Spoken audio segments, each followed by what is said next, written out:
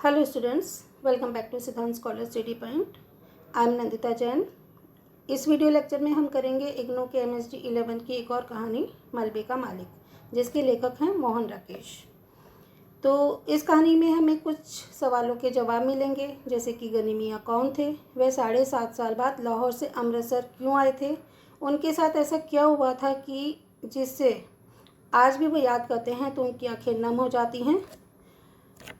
तो कहानी शुरू करने से पहले इसके मुख्य पात्रों के बारे में जानकारी ले लेते हैं। तो मुख्य पात्र तो गनी मियाँ ही हैं, वो लाहौर से अमृतसर आए हैं। एक हैं उनके बेटे चिरागुद्दीन और चिरागुद्दीन की पत्नी जुबैदा, और सुल्ताना और किश्वर चिरागुद्दीन की बेटियां हैं, यानी कि गनी मियाँ हैं। उनके बेटे हैं चिरागुद्दीन और चिरागुद्दीन की पत्नी है जुबैदा, और चिरागुद्दीन और जुबैदा की 2 बेटियां हैं, सुल्ताना और किश्वर, जो गनी मियाँ की पोतियां हैं। और ये चारों ही चिरागुद्दीन, जुबैदा, सुल्ताना और किश्वर आज की डेट में इस दुनिया में नहीं हैं। उनके साथ बहुत कुछ हुआ, बहुत गलत हुआ, इसे हमें कहानी में पढ़ने को मिलेगा। एक है मनौरी, जो गनी मियाँ को उनका मकान दिखाने ले जाता है, जिसे वो यहाँ से छोड़कर लाहौर चले गए थे। अब कहने को तो वो मकान है, लेकिन देखा जाए तो वो मकान नहीं, सिर्फ मलबा है, और उसके मालिक हैं गनी मियाँ। इसी के बिहार पर इस कहानी का नाम लिखा गया है। और एक है रखे पहलवान। इसने ऐसा क्या किया कि गनी मियाँ की पूरा परिवार नष्ट हो गया, उनका पूरा जो घर है वो जल गया, मलबा बन गया, और फिर भी गनी मियाँ को इसके बारे में कुछ नहीं पता। वो रखे पहलवान पर आज भी उतना ही विश्वास करते हैं जितना कि पहले करते थे। तो चलिए कहानी शुरू करते हैं। 7.5 साल के बाद वे लोग लाहौर से अमृतसर आए थे। हॉकी का मैच देखने का तो बहाना ही था। उन्हें ज़्यादा चाव उन घरों और बाज़ारों को फिर से देखने का था जो 7.5 साल पहले उनके लिए पराये हो गए थे। हर सड़क पर मुसलमानों की कोई ना कोई टोली घूमती नजर आ जाती थी। उनकी आंखें इस आग्रह के साथ वहाँ की हर चीज़ को देख रही थी, जैसे वह शहर साधारण शहर न होकर एक अच्छा खासा आकर्षण का केंद्र हो। तंग बाजारों में से गुजरते हुए वे एक दूसरे को पुरानी चीज़ों की याद दिला रहे थे। देख फतेहदीना, मिस्री बाजार में अब मिस्री की दुकानें पहले से कितनी कम रह गई हैं। इस नुक्कड़ पर सुखी भटियारिन की भट्टी थी, जहाँ पर अब वह पान वाला बैठा है। यह नमक मंडी देख लो खान साहब, यहाँ की एक एक लालाइन वह नमकीन होती है कि बस। बहुत दिनों के बाद बाज़ारों से तुरेदार पगड़ियों और लाल तुर्की टोपियाँ नज़र आ रही थीं। लाहौर से आए मुसलमानों में काफ़ी संख्या ऐसे लोगों की थी जिन्हें विभाजन के समय मजबूर होकर अमृतसर से जाना पड़ा था। 7.5 साल में आए अनिवार्य परिवर्तनों को देखकर कहीं उनकी आंखों में हैरानी भर जाती थी और कहीं अफसोस घिराता था। वल्लाह, कटरा जयमल सिंह इतना चौड़ा कैसे हो गया? क्या इस तरफ के सब मकान जल गए थे? यहाँ हकीम आसिफ अली की दुकान थी ना, अब यहाँ एक मोची ने कब्जा कर रखा है। और कहीं कहीं ऐसे वाक़े भी सुनाई दे जाते थे, वली यह मस्जिद ज्यों की त्यों खड़ी है, इन लोगों ने इसका गुरुद्वारा नहीं बना दिया क्या? जिस रास्ते से भी पाकिस्तानियों की टोली गुजरती, शहर के लोग उत्सुकतापूर्वक उस तरफ देखते। कुछ लोग अब भी मुसलमानों को आते देखकर आशंकित होकर रास्ते से हट जाते, जबकि दूसरे आगे बढ़कर उनसे बगलगीर होने लगते। यानी कि कुछ लोग तो उनको देखकर उनके मन में शंका होती थी कि ये लोग क्या करने आए हैं, तो वो रास्ते से हट जाते थे, और कुछ लोग उन्हें आकर गले लगा रहे थे। ज़्यादातर वे आगंतुकों से ऐसे ऐसे सवाल पूछते कि आजकल लाहौर का क्या हाल है, अनारकली में सब पहले जितनी रौनक होती है या नहीं? सुना है शाहालमी गेट का बाज़ार पूरा नया बना है। कृष्णनगर में तो कोई ख़ास तब्दीली नहीं आई। वहाँ का रिश्वतपुरा क्या वाकई रिश्वत के पैसे से बना है? कहते हैं पाकिस्तान में अब बुर्का बिल्कुल उड़ गया है, यह ठीक है क्या? इन सभी सवालों में इतनी आत्मीयता झलकती थी कि लगता था लाहौर एक शहर नहीं, हज़ारों लोगों का सगा संबंधी है, जिसके हालचाल जानने के लिए वे उत्सुक हैं। लाहौर से आए हुए लोग उस दिन शहर भर के मेहमान थे, जिनसे मिलकर और बातें करके लोगों को बहुत खुशी हो रही थी। बाजार बासा अमृतसर का एक उजड़ा हुआ सा बाजार है। यहाँ विभाजन से पहले ज़्यादातर निचले तबके के मुसलमान रहते थे। वहाँ ज़्यादातर बाँसों और शहतीरों की ही दुकानें थीं, जो सबकी सब एक ही आग में जल गई थी। बाजार बांसा की वह आग अमृतसर की सबसे भयानक आग थी, जिससे कुछ देर के लिए तो सारे शहर में जल जाने का अंदेशा पैदा हो गया था।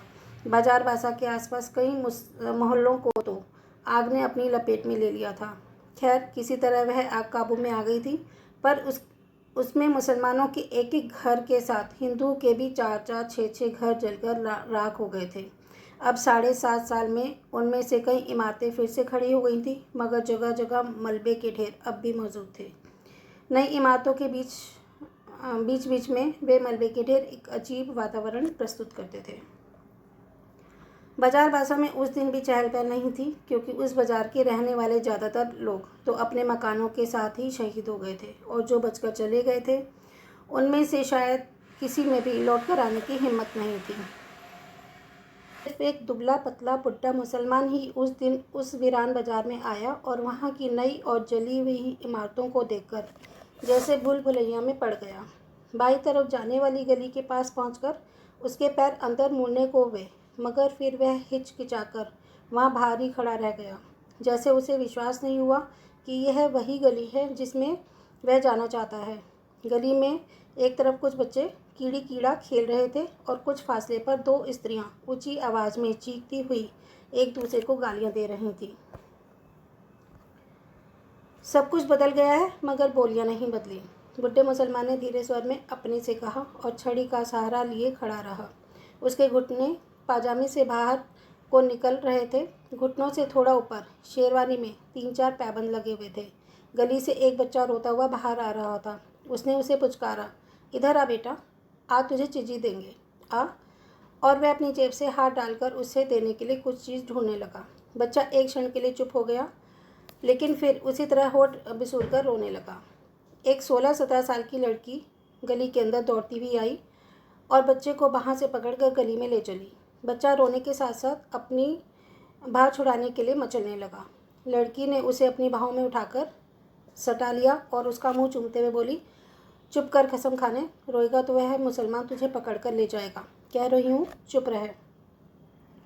बुढ़े मुसलमान ने बच्चे को देने के लिए जो पैसा निकाला था वह वापस अपनी जेब में रख लिया। सिर से टोपी उतारकर वहाँ थोड़ा खुजलाया और टोपी अपनी बगल में दबा ली। उसका गला खुश्क हो रहा था और घुटने थोड़ा काँप रहे थे। उसने गली के बाहर की एक बंद दुकान के तख्ते का सहारा ले लिया और टोपी फिर से सिर पर लगा ली। गली के सामने जहाँ पहले ऊंचे ऊंचे शहती रखे रहते थे, वहाँ अब एक 3 मंजिला मकान खड़ा था। सामने बिजली के तार पर 2 मोटी मोटी चीलें बिल्कुल जड़ सी बैठी थी। बिजली के खंभे के पास थोड़ी धूप थी। वह कई पल धूप में उड़ते जर्रों को देखता रहा। फिर उसके मुंह से निकला, या मालिक। एक नौजवान चाबियों का गुच्छा घुमाता हुआ गली की तरफ आया। बुड्ढे को वहाँ देखकर उसने पूछा, कहिए मियाँ जी, यहाँ किस लिए खड़े हैं? बुढ़े मुसलमान को छाती और बाहों में हल्की सी कपकपी महसूस हुई। उसने होठों पर जवान फेरी और नवयुवक को देखते हुए बोला, बेटे, तेरा नाम मनोरी है ना?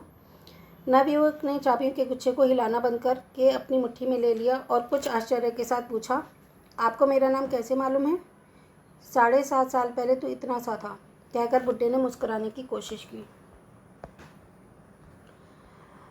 आप आज पाकिस्तान से आए हैं? मनोरी ने पूछा। हाँ, पहले हम इसी गली में रहते थे, बुड्ढे ने कहा। मेरा लड़का चिरागुद्दीन तुम लोगों का दर्जी था।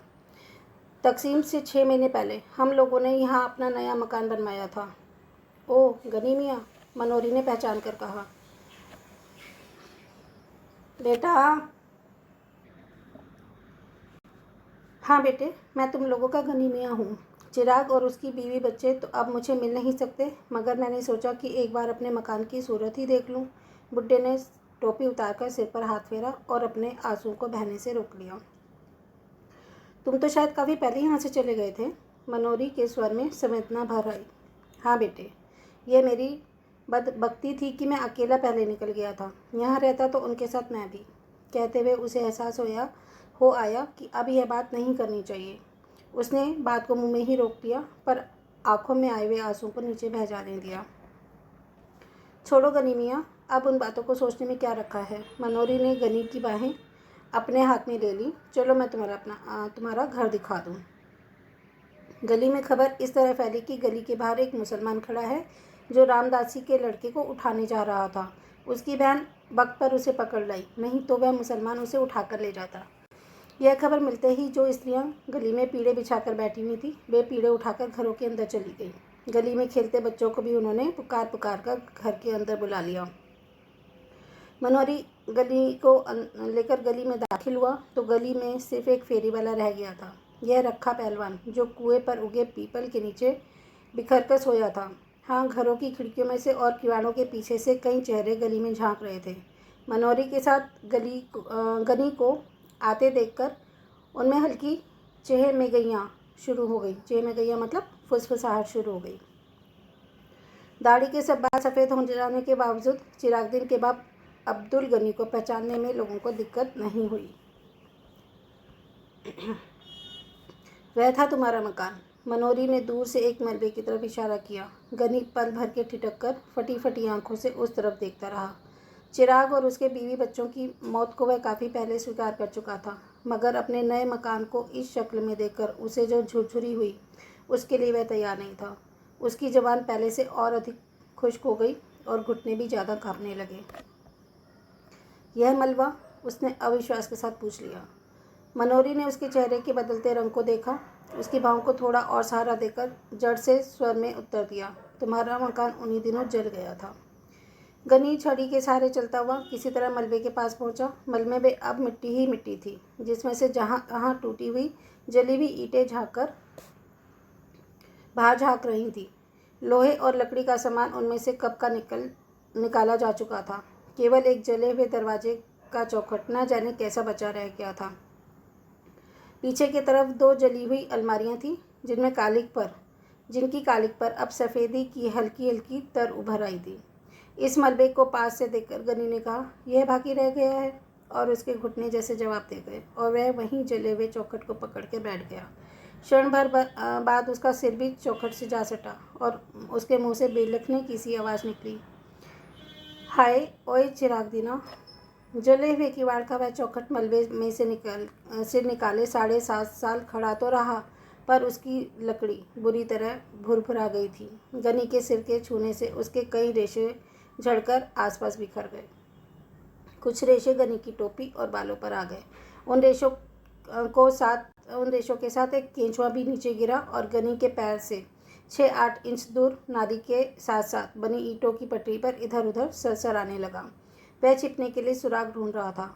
जरा सा सिर उठाता, पर कोई जगह ना पाकर एक बार सिर पटक कर दूसरी तरफ मुड़ जाता। खिड़कियों से झांकने वाले चेहरों की संख्या अब पहले से कहीं ज़्यादा हो गई थी। उनमें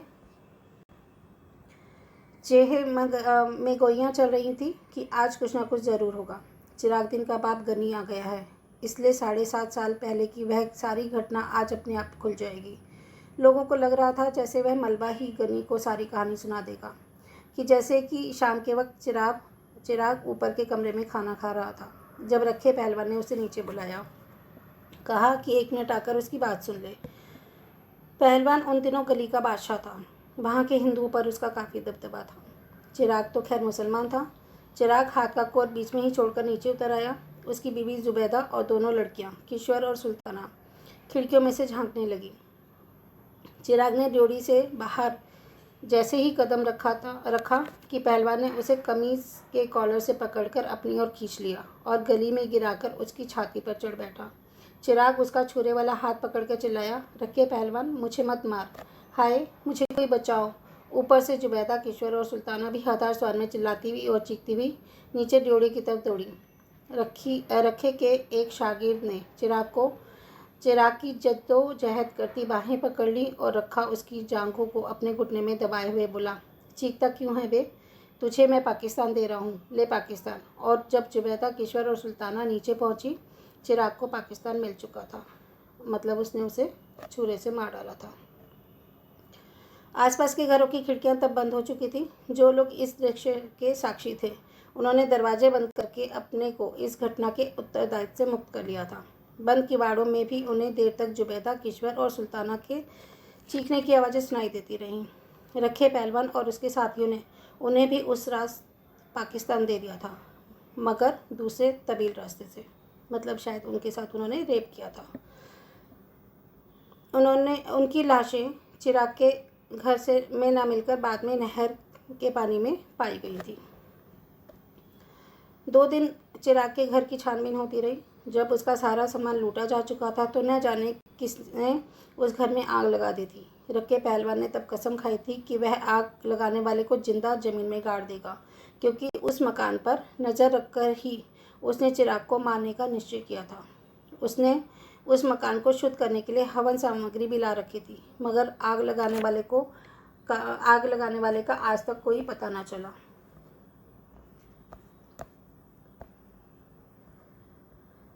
अब 7.5 साल से रखा उस मलबे को अपनी जायदाद समझता आ रहा है, जहाँ न वह किसी को गाय भैंस बांधने देता है, न ही खुमचा लगाने देता है।